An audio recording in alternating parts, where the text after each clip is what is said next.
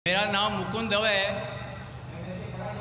बेरोजगार हूँ। आपने बोला है कि जो इस्लाम कबूल करता है उसके हज़ारों गुनाह माफ़ हो जाता है, मगर मेरे हिसाब से सबका मालिक एक है और एक मालिक होते हुए किसको ये नज़र से देखता है और किसको वो नज़र से देखता है। हिंदुओं को माफ़ नहीं करेगा और जो इस्लाम धर्म स्वीकार करता है उसको माफ़ कर देगा। ये कौन सा ऊपर वाले का कानून है जो मेरी समझ में नहीं आ रहा है।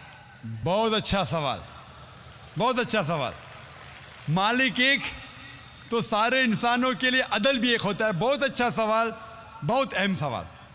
भाई का सवाल है कि ये किधर का मुसलमानों को माफ़ करता है, हिंदू को नहीं माफ़ करता है। मैंने आपसे कहा कि जो इंसान नाम का मुसलमान है, उसका नाम मोहम्मद अब्दुल्ला जाकिर है, तो वो काफ़ी नहीं जन्नत में जाने के लिए।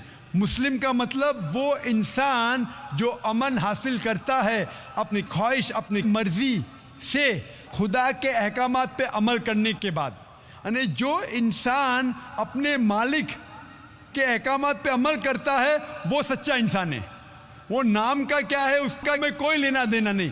यहाँ मैं कह रहा हूँ कि जो इंसान अल्लाह के अलावा किसी के साथ शिर्क कर रहा था, आज शिर्क करना छोड़ दिया, आज उसके गुनाह माफ़ होंगे। चाहे कोई भी हो, आप भी अगर कहते कि मैं शिर्क करना छोड़ दूंगा, अल्लाह के अलावा किसी और की इबादत नहीं करूंगा जो हिंदू मज़हब की किताब में लिखा है, और मैं मानूंगा आखिरी पैगंबर मोहम्मद सल्लल्लाहु अलैहि वसल्लम में, चाहे आप ईसाई है, चाहे आप हिंदू है, चाहे आप यहूदी है, आज आप अगर अपने मालिक का कहना मानेंगे तो आपका मालिक आपको माफ़ करेगा। लेकिन अगर आप कहेंगे मेरा मालिक एक, लेकिन मालिक का कहना नहीं मानेंगे तो मालिक कैसा माफ़ करेगा। मिसाल के तौर पे एक एग्जामिनेशन होता है, टीचर सारे तालिबे इल्म के लिए बराबर है। टीचर एक साल के लिए सारे तालिबे इल्म, सारे स्टूडेंट्स को सिखाता है, बराबर। लेकिन एग्जामिनेशन में जो टीचर पूरे साल भर सिखाता है, जो तालिबे इल्म वो टीचर के सिखाए मुताबिक एग्जामिनेशन पेपर में लिखता है, वो पास हो जाएगा। जो तालिबे इल्म टीचर जो सिखाता है उसके खिलाफ काम करता है तो टीचर क्या उसको पास करेगा? चाहे वो हिंदू, मुस्लिम हो, ईसाई हो, जो टीचर सिखाता है उसके ऊपर वो तालिबे इल्म उसके मुताबिक इम्तिहान देता है, वो पास होगा। आपका मालिक, हमारा मालिक एक है। सारी किताबों में लिखा है, हिंदू मज़हब की किताब में, यहूद मज़हब की किताब में, ईसाई मज़हब की किताब में, इस्लाम मज़हब की किताब में, सिख मज़हब की किताब में, कि मालिक एक है।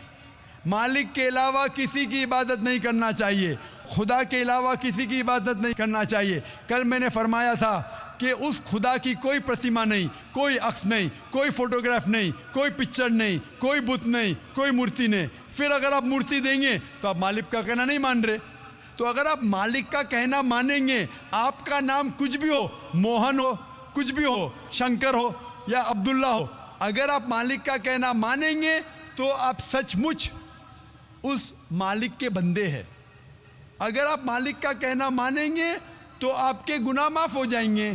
तो ये अरबी में कह रहा हूँ कि मुस्लिम तो लोग को ये लफ्ज़ से नफ़रत है। अगर नफ़रत है तो मैं मुस्लिम लफ्ज़ को निकालता हूँ। मैं ये कहता हूँ जो भी इंसान अपने मालिक का कहना मानता है उसे अरबी में कहते हैं मुस्लिम। लेकिन आपको मुस्लिम शब्द से नफ़रत है, मुस्लिम शब्द को निकाल दो।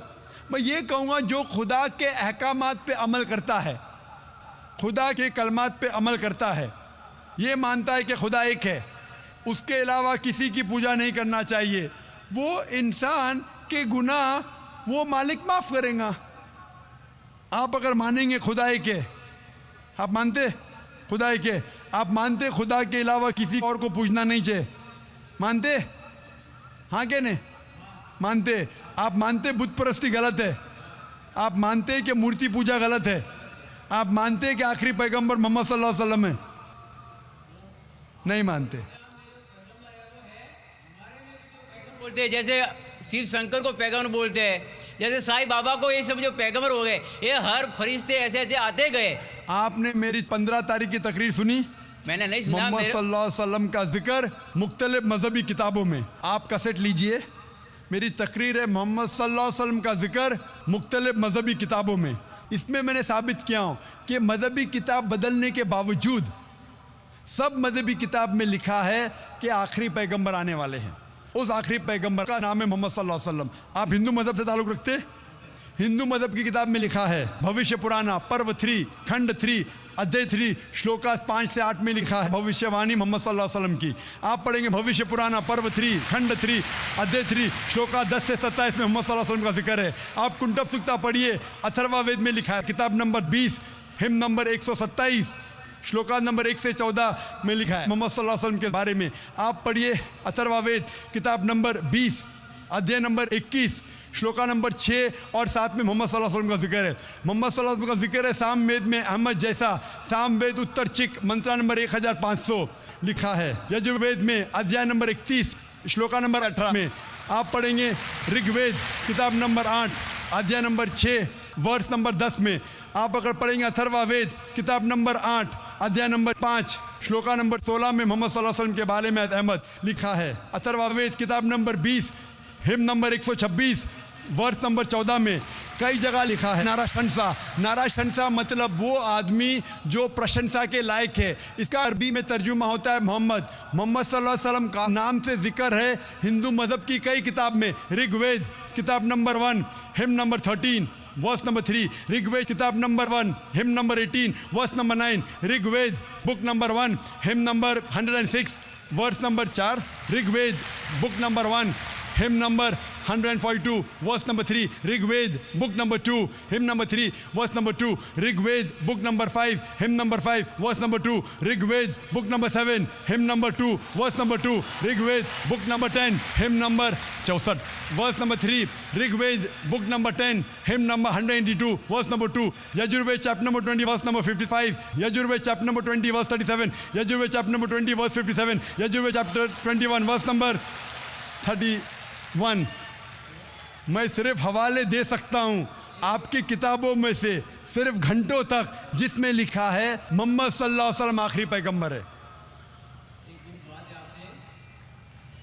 आज जो इस्लाम कबूल कर रहे हैं उनको ये समझाओ कि इस्लाम धर्म क्या है।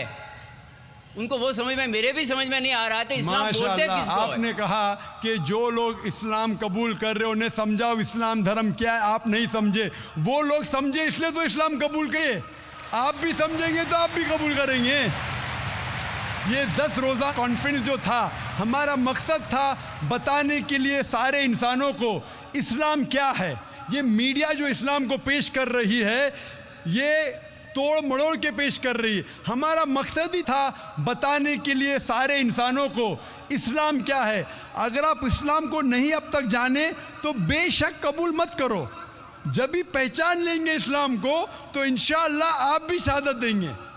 मेरी दुआ है अल्लाह सुब्हानहू व तआला से, उस मालिक से कि आपको हिदायत दे कि आप ये माने कि अल्लाह एक है, अल्लाह के अलावा कोई माबूद नहीं और मोहम्मद सल्लल्लाहु अलैहि वसल्लम आखिरी पैगंबर है। मैं कहूँगा वॉलंटियर से कि आपको मेरी DVD दे, मोहम्मद सल्लल्लाहु अलैहि वसल्लम का जिक्र मुख्तलिफ मजहबी किताबों में, उसमें सारे हवाले हैं और एक खुसूसन तकरीर है मोहम्मद सल्लल्लाहु अलैहि वसल्लम का जिक्र हिंदू मजहबी किताब में, सिर्फ हिंदू मजहब में। आप उसको देखो और इंशाअल्लाह आप इस बात को तस्लीम करेंगे आज नहीं तो कल कि अल्लाह एक है, उसके अलावा कोई माबूद नहीं और मोहम्मद सल्लल्लाहु अलैहि वसल्लम आखिरी पैगंबर है। Hope that answers the question. जी दोस्तों, जैसे कि आप लोगों ने आज की वीडियो देखी तो दोस्तों उम्मीद करता हूँ कि वीडियो आपको पसंद भी आई होगी। जैसे कि डॉक्टर साहब ने बहुत बेहतरीन जवाब दिया है कि जब तक हम अल्लाह ताला ने हमें जो किताब नाजिल की है हम उसके अहकामात पर अमल नहीं करेंगे, तो अगर हम कलमा नहीं पढ़ेंगे, शहादत नहीं देंगे तो हमें अल्लाह ताला क्यों माफ़ करेगा। अगर कोई मुसलमान है सही, अगर कोई नाम पर मुसलमान है, वो ज़ाकिर है, अब्दुल्ला है या जो कोई भी है, सिर्फ नाम से ही नहीं बल्कि उस पर जितने अहकामात है अल्लाह ताला के उस पर अमल करेंगे तो तब अल्लाह ताला उनको माफ़ करेगा, तब सीधे रास्ते पर लाएगा। जैसे कि डॉक्टर ज़ाकिर नाइक ने बहुत अच्छी एग्जांपल दी है। अगर वो क्रिश्चियन है, मुसलमान है, हिंदू है, जो कोई भी है, अगर उनको स्कूल में पढ़ाता है सही है, और उनके स्कूल में जो भी सब्जेक्ट पढ़ाता है, फॉर एग्जांपल साइंस है, उनको साइंस पढ़ाता है तो साइंस के मुताबिक ही वो पेपर पास करेगा ना। अगर नहीं साइंस का भी पेपर है, वो कुछ और पेपर में लिखेगा तो वो तो पास नहीं होगा।